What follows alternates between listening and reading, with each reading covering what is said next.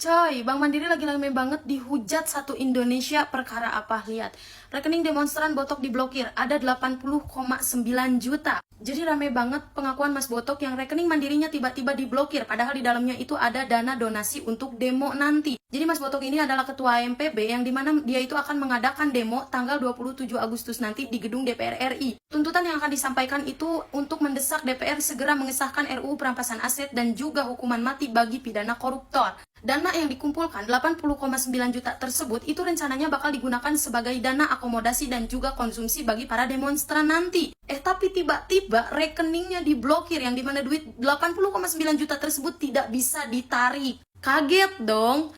Karena rame dan ricu banget masyarakat perkara Bank Mandiri tersebut, Bank Mandiri itu udah speak up katanya. Dapat kami sampaikan Bank Mandiri memohon maaf atas ketidaknyamanan yang ditimbulkan kepada nasabah terkait pemblokiran rekening. Pemblokiran tersebut merupakan tindak lanjut atas permintaan aparat penegak hukum dan telah dilakukan sesuai prosedur serta ketentuan yang berlaku. Jadi Bank Mandiri ini bilang kalau ternyata pemblokiran rekeningnya Mas Botok itu dilakukan atas perintah penegak hukum. Yang katanya Mas Botok itu ternyata seorang tersangka yang rekeningnya itu harus diblokir. Cuman di sini yang jadi pertanyaan masyarakat, kenapa harus rekeningnya yang diblokir? Kalaupun memang Mas Botok ini seorang tersangka, kenapa sampai sekarang Mas Botok tidak dipenjara? Kenapa Mas Botok masih berkeliaran dan masih bisa bersuara? Jadi maksudnya apa hubungannya pemblokiran rekening tersebut dengan status Mas Botok? Dan memang benar Mas Botok ini pernah ditetapkan sebagai tersangka atas kasus pemblokiran jalan umum gitu ya. Tapi itu tuh di bulan Maret.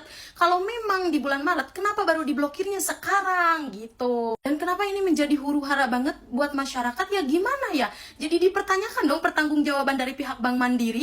Maksudnya kok bisa data pribadi seseorang itu tiba-tiba diblokir hanya karena permintaan oknum pemerintah? Ini kan gak ada sangkut pautnya gitu ya. Jadi saat ini itu pertanggungjawaban Bank Mandiri itu dipertanyakan gitu ya. Kalau Mas Botok aja bisa sampai kayak gitu, apalagi nasabah-nasabah lain. Kita nggak pernah tahu loh para nasabah nyimpen duit seberapa banyak dan duit apa yang disimpan. Kalau tiba-tiba diblokir hanya karena dipinta oleh pemerintah, ya semua nasabah juga jadi merasa takut dong. Takut kalau tiba-tiba mereka juga kena yang kayak gini.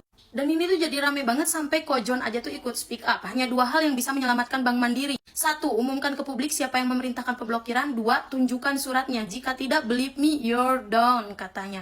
Percayalah, 80,9 juta yang dibukukan oleh Bank Mandiri itu akan berdampak sangat luas bagi Bank Mandiri gitu ya. Bank Mandiri membekukan 80,9 juta hanya demi satu orang. Percayalah, akan ada ratusan nasabah yang kabur dari Bank Mandiri dan akan ada miliaran rupiah yang hilang dari Bank Mandiri ya.